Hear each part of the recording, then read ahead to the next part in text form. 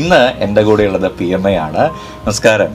നമസ്കാരം. ഒരുപാട് സന്തോഷമുണ്ട്. കാരണം പല തവണകളിലും കാണണം എന്ന് ആഗ്രഹിച്ച ഒരു വ്യക്തിയുടെ അടുത്താണ് ഞാനിപ്പോൾ സംസാരിച്ചുകൊണ്ടിരിക്കുന്നത്. അതിലെനിക്ക് ഭയങ്കര സന്തോഷമുണ്ട്. എനിക്കും ശരിക്കും ഇൻസ്റ്റഗ്രാമിലും സോഷ്യൽ പ്ലാറ്റ്ഫോംസിലും ഒക്കെ തന്നെ താങ്കളുടെ ഒരുപാട് വരികൾ നമ്മൾ വായിക്കുന്നുണ്ട്. ഒരു വല്ലാത്തൊരു എനർജിയാണ് നമുക്ക് കിട്ടുന്നത്.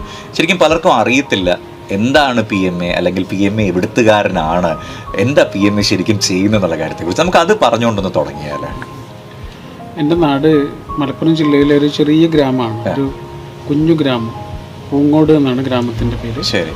അവിടെയാണ് ജനിച്ചതും വളർന്നതും. അതിൻ്റെ സമീപത്തെ സ്കൂളുകളിൽ പഠിക്കുകയും ഒക്കെ ചെയ്തു. ഭാഷ പഠിച്ചു, സോഷ്യോളജി പഠിച്ചു, സൈക്കോളജി പഠിച്ചു, ജേർണലിസം പഠിച്ചു. അങ്ങനെ നമ്മുടെ ഇഷ്ടങ്ങൾക്കനുസരിച്ച് അങ്ങനെ യാത്ര ചെയ്തു. ഈ അടുത്തിടെ നമുക്കറിയാം, പ്രത്യേകിച്ചും 2020 ഒരുപാട് ആൾക്കാർക്ക് നഷ്ടങ്ങളുടെ ഒരു വർഷമാണെന്ന് വേണമെങ്കിൽ പറയാൻ പറ്റും. ഈ കോവിഡ് വന്ന് ഇവിടെ ജീവിക്കുന്ന പലരുടെയും ജോലി നഷ്ടപ്പെട്ടു, ശമ്പളമില്ലാത്ത അവസ്ഥയിൽ എത്തിയിട്ടുണ്ട്. അവരൊക്കെ നമ്മളെ വിളിക്കുമ്പോൾ പറയുന്നൊരു കാര്യം, എനിക്ക് മനസ്സ് തുറക്കാൻ ആരുമില്ല എന്നുള്ള കാര്യത്തെക്കുറിച്ചാണ്. അങ്ങനെയുള്ളവരുടെ അടുത്ത് എന്താ PMA പറഞ്ഞു കൊടുക്കുന്നത്?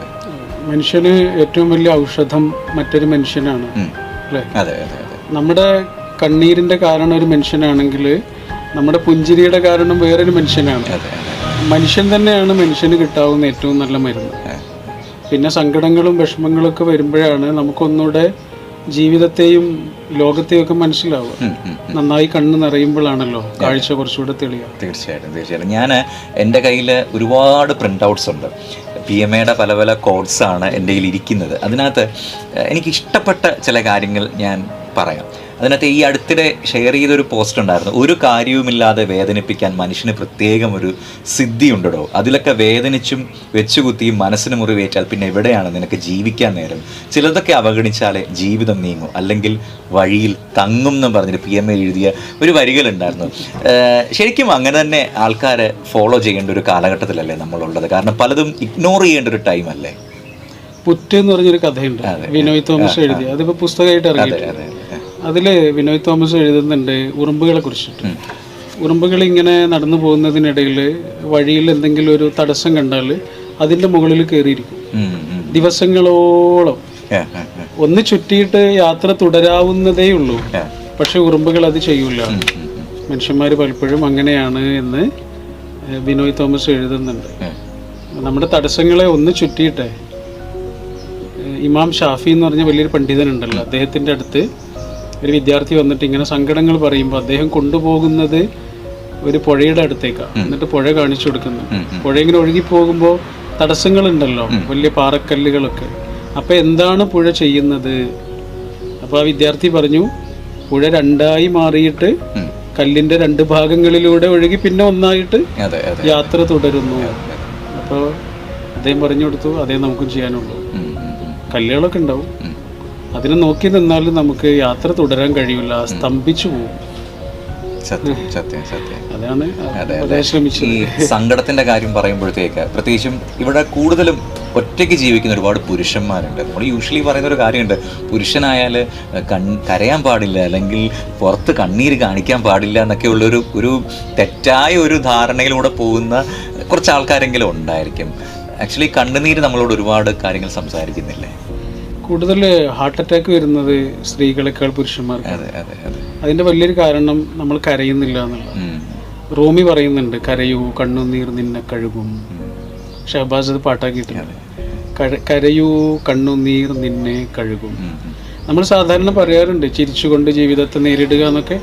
അത് പറയാനൊക്കെ വളരെ രസമാണെങ്കിലും ആ ചിരി ഒരു ഔഷധമല്ല, കരച്ചിലാണ് ശരിക്കും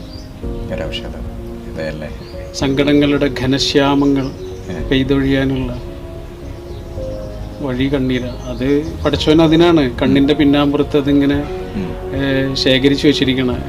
PMA തന്നെ ഈ അടുത്തിടെ ഷെയർ ചെയ്തൊരു കാര്യമുണ്ടായിരുന്നു. ആൻഡ്രോയിഡ് കുഞ്ഞപ്പനാത്തെ ഒരു സീൻ വെച്ചുകൊണ്ട്, അതായത് മോനോട് അച്ഛൻ പറയുന്നൊരു കാര്യമുണ്ട്, നിന്നെ ചെസ്സ് കളിക്കാൻ വിളിപ്പിക്കുന്നത് നീ കുറച്ചെങ്കിലും അടുത്തിരുന്നിരുന്നെങ്കിൽ എന്നൊരു ആഗ്രഹത്തിൻ്റെ പുറത്താണെന്നുള്ള കാര്യം.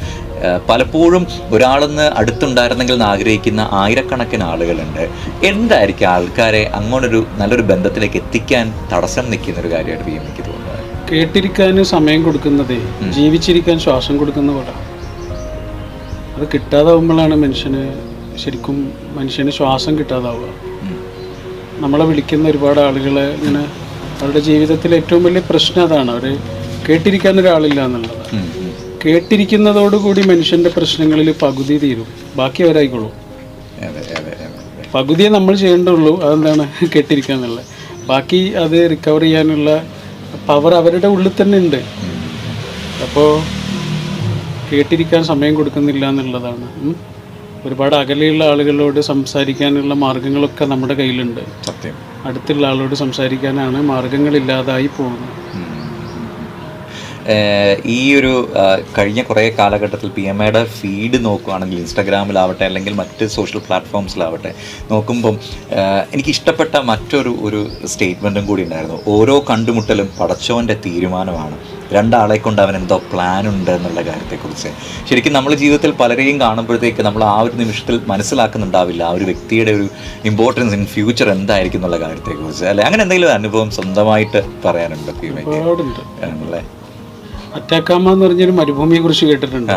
ചിലിയിലാണെന്ന്. കുറേ കാലമായിട്ട് ഇങ്ങനെ വരണ്ട് കിടന്നൊരു ഭൂമിയായിരുന്നു. 2017 ഒരു മഴ പെയ്തതോടെ അവിടെ ആകെ പൂക്കളായി. ഒരു പൂപ്പാടമായി മാറിയത് പഴയൊരു മരുഭൂമിയാണ്. ഇതുപോലെ ചില മനുഷ്യന്മാരെ കണ്ടുമുട്ടും. എനിക്കങ്ങനെ ഒന്നല്ല, ഒരുപാട് അനുഭവങ്ങളുണ്ട്.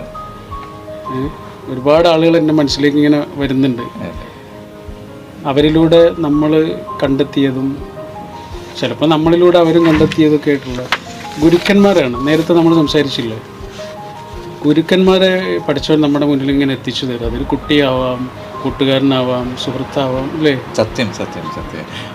എനിക്ക് തോന്നുന്നു പലപ്പോഴും PMAയുടെ വാക്കുകൾ കേൾക്കുന്ന സമയത്ത് നമുക്കെല്ലാവർക്കും മനസ്സിലാക്കാൻ പറ്റുന്നൊരു കാര്യമുണ്ട്, ആ ഒരു പ്രാർത്ഥനയുടെ ഒരു ഇമ്പോർട്ടൻസിനെ കുറിച്ച്. ഇപ്പോൾ ഈ പടച്ചോൻ്റെ കാര്യം പറഞ്ഞ പോലെ പടച്ചോൻ്റെ തീരുമാനങ്ങളാണ് പലതെന്നും നമ്മളൊക്കെ വിശ്വസിക്കുന്നുണ്ട്. അപ്പോൾ പ്രാർത്ഥനയ്ക്ക് എത്രമാത്രം പ്രാധാന്യം ഓരോ വ്യക്തികളുടെയും ജീവിതത്തിലുണ്ടെന്നാണ് PMA കരുതുന്നത്? ഇത്രയേ ഉള്ളൂ. ഇന്ന് നമ്മുടെ കയ്യിലുള്ളതിനൊക്കെ നമ്മൾ ഒരു കാലത്ത് പ്രാർത്ഥിച്ചിട്ടുണ്ടല്ലോ. അതെ. അങ്ങനെ ആരോ പറഞ്ഞിട്ടുണ്ട്, ഇപ്പം നിങ്ങളുടെ കയ്യിലുള്ളതിന് മുമ്പൊന്നും പ്രാർത്ഥിച്ചിട്ടുണ്ടല്ലോ. പ്രാർത്ഥന ശരിക്കും നമ്മളിങ്ങനെ വേറെ ഒരു മഹാശക്തിയുമായി ഇങ്ങനെ കൂട്ടുകൂടുന്നതിൻ്റെ, കൈകോർക്കുന്നതിൻ്റെയൊക്കെ ഒരു ബലമാണ്. ഒരു ദൈവവിശ്വാസി അല്ലെങ്കിൽ പോലും അയാൾ പ്രാർത്ഥിക്കണം എന്നാണ് എനിക്ക് തോന്നുന്നത്. പ്രാർത്ഥിക്കണം എന്നുള്ള ഒരു കണക്ഷൻ ഉണ്ടല്ലോ, ഒരു കണക്ഷൻ പോയിൻ്റ് മനുഷ്യനെ നിരന്തരമായി ശുദ്ധീകരിക്കുകയും ശക്തിപ്പെടുത്തുകയും ബലപ്പെടുത്തുകയും ഒക്കെ ചെയ്യുന്ന ഒരനുഭവമാണ്. എനിക്ക് പ്രാർത്ഥനയില്ലാതെ ഒരു നിമിഷം പോലും മുന്നോട്ട് പോകാൻ കഴിയില്ല. അത് പ്രാർത്ഥന വാക്കുകൊണ്ട് പ്രാർത്ഥിച്ചു എന്നുള്ള അർത്ഥത്തിലല്ല, മറ്റൊരു മഹാശക്തിയുമായി നിരന്തരമായി അഭയം പ്രാപിക്കാതെ എന്തില്ലാതെയും ജീവിക്കാം നമുക്ക്. സത്യം. അതില്ലാതെ ജീവിക്കാൻ കഴിയില്ല. അതെ, ആ ഒരു കമ്മ്യൂണിക്കേഷൻ അല്ലേ നമ്മൾ കാണാത്ത ആ ഒരു ശക്തിയുടെ അടുത്തുള്ള ഒരു കമ്മ്യൂണിക്കേഷൻ അല്ലേ. നേരത്തെ നമ്മൾ നല്ല സമയം കൊടുക്കുന്നതിനെ കുറിച്ച് പറഞ്ഞില്ല. എല്ലാം ഓഫ് ചെയ്തിട്ട് നമ്മുടെ പ്രിയപ്പെട്ടവർക്ക് നമ്മൾ കൊടുക്കുന്ന സമയത്തെക്കുറിച്ച്, അതുപോലെ കുറച്ച് സമയം ആ മഹാശക്തിയുമായി ക്വാളിറ്റി ടൈം ഷെയർ ചെയ്യണം നമ്മൾ. അപ്പോഴാണ് 24 മണിക്കൂറിൽ നമ്മൾ അങ്ങനെ ചിലവഴിക്കുന്ന ഒരു 5 മിനിറ്റ് ആയിരിക്കും ബാക്കിയുള്ള 24 മണിക്കൂറിനുള്ള ഊർജം. പ്രാർത്ഥന എന്നോ നിസ്കാരം എന്നോ എന്താണോ പറയുന്നത്, ക്ഷേത്രത്തിലോ പള്ളിയിലോ എവിടെയാണോ നമ്മൾ പോകുന്നത് അവിടെ നമ്മൾ ചിലവഴിക്കുന്ന കുറച്ച് സമയം ഇന്ധനം ശേഖരിക്കുന്ന സമയമാണ് വണ്ടി മുന്നോട്ട് പോകാനുള്ളത്. അതെ, തീർച്ചയായിട്ടും. നമുക്ക് നമ്മുടെ ജീവിതത്തിൽ ഒരുപക്ഷെ പലപ്പോഴും പറയാറുണ്ട്, ദൈവമായിട്ട് അയച്ച ഏറ്റവും പ്രാധാന്യമുള്ളൊരു വ്യക്തിയാണ് നമ്മുടെ ഉമ്മ എന്നൊക്കെ ഉള്ള കാര്യത്തെക്കുറിച്ച്. PMAയ്ക്കും അതെ, ഉമ്മയെക്കുറിച്ച് പറയാൻ ഒരുപാട് കാര്യങ്ങളുണ്ടെന്നുള്ള കാര്യം അത് പലപ്പോഴും താങ്കളുടെ വരികളിലും കാണാറുണ്ട്. അത് ഉമ്മയുടെ വാക്കുകൾ PMA ഒരുപാട് ഇൻസ്പയർ ചെയ്തിട്ടുണ്ട് അല്ലേ, കഥകൾ പറയും. അതെ അല്ലേ. എനിക്ക് തോന്നുന്നു ആ ഒരു കോട്ട് എല്ലാവരുടെയും മനസ്സിലുണ്ടായിരിക്കും. ഇമ്മ പറയാറുണ്ട്, കറിവേപ്പിൻ്റെ കമ്പ് പൊട്ടിച്ചാൽ പിന്നെ ആ പൊട്ടിയ ഭാഗം 2 കമ്പായി തളിർക്കുമെന്ന്. ഉശിരുള്ള മറുപടിയല്ലേ അത്, പറിച്ചെറിഞ്ഞവരോട് മുന്നിൽ പച്ച പിടിച്ച് പടരണം, അല്ലാതെ എന്തെന്ന് പറഞ്ഞൊരു PMA എഴുതിയത് എനിക്ക് ഒരുപാട് ആൾക്കാർക്ക് ഇൻസ്പയറിംഗ് ആയിട്ടുണ്ട്. കാരണം ഈ ഇഗ്നോർ ചെയ്യുക എന്ന് പറയുന്നത് ഒരു വല്ലാത്തൊരു വേദന ഉണ്ടാക്കുന്ന ഒരു കാര്യം അല്ലെ. നമ്മൾക്ക് കൂടെ ഉണ്ടായിരുന്ന ആൾക്കാർ പലരും നമ്മളെ വിട്ടുപോവുക അല്ലെങ്കിൽ നമ്മളെ വേണ്ടാന്ന് പറഞ്ഞ് പോവുക എന്നുള്ള കാര്യത്തെക്കുറിച്ച് പറയുമ്പോഴത്തേക്കല്ലേ. കാട്ടുചെടികളെ ശ്രദ്ധിച്ചിട്ടില്ലേ? കാട്ടുചെടികളുടെ വേലിച്ചെടികളൊക്കെ, അതെ, വേലിച്ചെടികളോട് നമ്മൾ ആകെ ചെയ്യുന്നത് പറിച്ചെറിയാന്നുള്ളത്. പക്ഷെ പറിച്ചെറിഞ്ഞാൽ എന്താ സംഭവിക്കുന്നത്? എങ്ങോട്ടാണോ എറിഞ്ഞത് അവിടെ വളരും, ശക്തമായി വളരും അല്ലേ. അത് പഠിച്ചുണ്ടാക്കി വെച്ചിട്ടുള്ളൊരു ദൃഷ്ടാന്തമാണ് ശരി അല്ലേ. അതെ, തീർച്ചയായിട്ടും. പറിച്ചെറിയാൻ ശ്രമിച്ചവരുടെ മൂക്കിൻ്റെ തുമ്പിലാണ് നമ്മൾ തഴച്ചു വളരേണ്ടത് അല്ലേ? തീർച്ചയായിട്ടും എനിക്കൊന്ന് ചെയ്യുമ്പോൾ ഇപ്പോൾ കാണുന്ന ഇപ്പോൾ കേട്ടുകൊണ്ടിരിക്കുന്ന പലർക്കും അതെ ഈ ഒരു കാര്യം ഭയങ്കരമായിട്ട് ആവശ്യമുള്ളത് സംഭവമായിരിക്കും. കാരണം ഇവിടെ എത്തിയതിനു ശേഷം പലരെയും ത്യജിക്കുന്നത് നമ്മൾ കണ്ടിട്ടുണ്ട്. പ്രത്യേകിച്ചും നാട്ടിലുള്ളവരെ പോലും വിളിക്കാതിരിക്കുന്ന പലരും ഉണ്ടായിരിക്കും. അതിന് പല റീസൺസ് അവർ പറയുന്നുണ്ടായിരിക്കും. പക്ഷേ അങ്ങനെ ഇഗ്നോർ ചെയ്ത് ജീവിക്കുന്ന, ഞാൻ മാത്രമാണ് എല്ലാം, അല്ലെങ്കിൽ എൻ്റെ മാത്രമാണ് ഈ ലോകം, ഒരു സെൽഫ് സെൻട്രിക് ആയിട്ട് മാറുന്ന ഒരു കാലഘട്ടത്തിലാണ് നമ്മളുള്ളത്. അങ്ങനെയുള്ളവരോട് എന്താ നമുക്ക് പറഞ്ഞവരെ നന്നാക്കാൻ പറ്റുമെന്ന് അറിയില്ല. പക്ഷെ എന്നാലും പക്ഷേ അവർക്കതൊരു ഒരു എൻലൈറ്റ്മെന്റ് ആയാൽ. പക്ഷെ അത് എളുപ്പമാണ്. ആളുകളെ ഇഗ്നോർ ചെയ്യാൻ എളുപ്പമാണ്, ആളുകളെ പരിഗണിക്കാനാണ് പ്രയാസം. നമ്മുടെ ഒരു പഴയ കൂട്ടുകാരന് ഒരു കാര്യമില്ലാതെ നമ്മളൊന്ന് വിളിക്കുമ്പോൾ അയാൾ അനുഭവിക്കുന്ന ഒരു സന്തോഷമുണ്ട്. നമ്മുടെ കുടുംബത്തിൽ നമ്മൾ ഇത്രയും കാലം അവഗണിച്ചൊരു മനുഷ്യന് ഒരു കാരണമില്ലാതെ എന്തിനാ വിളിച്ചത്? ഒന്നുമില്ലേ, നിങ്ങളുടെ സംസാരം ഒന്ന് കേൾക്കാൻ വേണ്ടി വിളിച്ചതാണ് എന്ന് പറയുമ്പോൾ ആ മനുഷ്യൻ്റെ എത്രയോ രാവുകളെ ആനന്ദകരമാക്കുന്ന ഒരു അനുഭവമായിരിക്കും അത്, അല്ലേ?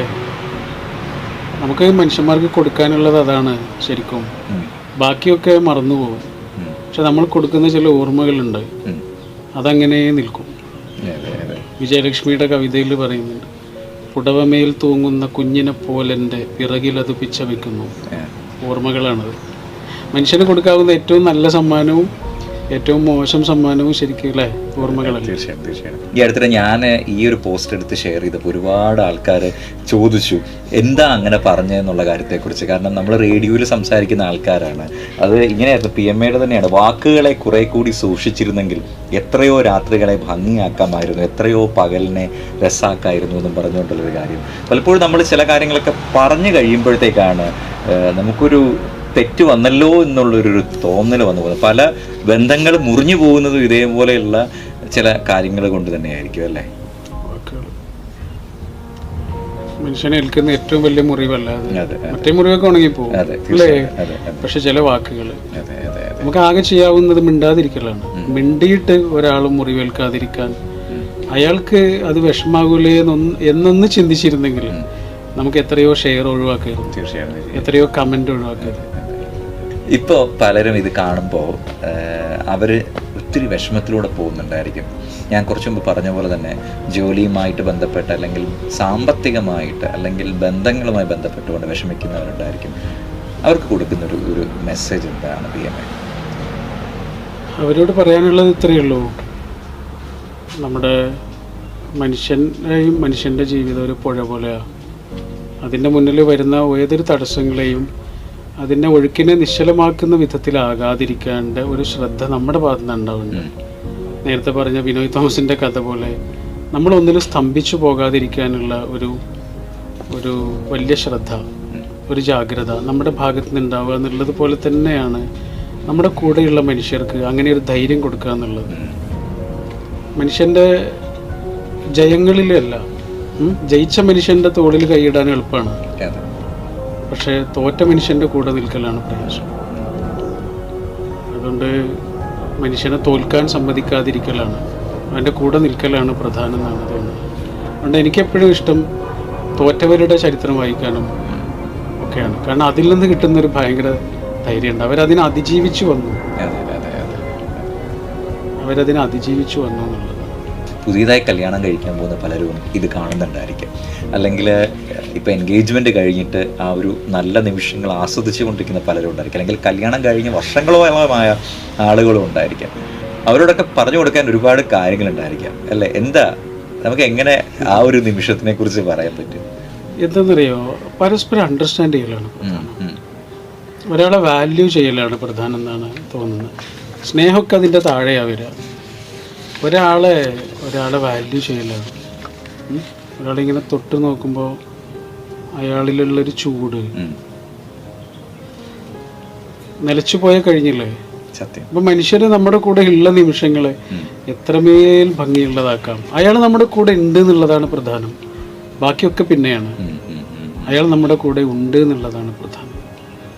ആ മനുഷ്യന് നമ്മൾ കൊടുക്കുന്ന വാല്യൂ, അയാളെ മനസ്സിലാക്കുക എന്നൊക്കെയുള്ള കാര്യം. ഒരിക്കൽ നമ്മുടെ അടുത്ത് വന്നിട്ട് ഇങ്ങനെ കുറേ സങ്കടങ്ങളൊക്കെ പറഞ്ഞൊരു കുട്ടി അവൾ ഒടുക്കം ചോദിച്ചു, ശരിക്കും സ്നേഹം എന്ന് പറഞ്ഞാൽ എന്താണ് മാഷേ എന്ന് ചോദിച്ചു. അവളുടെ കഥകളൊക്കെ കേട്ട് കഴിഞ്ഞ ആ ഒരു സമയത്ത് അവളോട് പറഞ്ഞൊരു മറുപടി ഉണ്ട്. ശരിക്കും ഇപ്പോഴും അത് തന്നെയാണ് എൻ്റെ ഭാഗത്തു നിന്നുള്ള അതിനുള്ള മറുപടി എന്നാണ് എനിക്ക് തോന്നുന്നത്. സ്നേഹം എന്ന് പറഞ്ഞാൽ കുറച്ചുകൂടെ സമാധാനത്തിൽ ജീവിക്കാൻ പരസ്പരം സഹായിക്കലാണ്. ഞാൻ ചില സന്തോഷങ്ങളൊക്കെ കണ്ടെത്തും, എനിക്കത് വലിയ സന്തോഷമായിരിക്കും. പക്ഷെ എൻ്റെ കൂടെയുള്ള ആളെ അത് സങ്കടപ്പെടുത്തുന്നതാണെങ്കിൽ ആ നിമിഷം ആ വണ്ടിയിൽ നിന്ന് ഇറങ്ങാൻ എനിക്ക് പറ്റണം. എന്നെ സന്തോഷിപ്പിക്കുന്നു എന്ന് ഞാൻ വിചാരിച്ച ആ വണ്ടി ഉണ്ടല്ലോ, അത് വേറൊരാളെ ദുഃഖിപ്പിക്കുന്നതാണെങ്കിൽ ആ വണ്ടിയിലുള്ള യാത്ര എനിക്ക് വേണ്ട.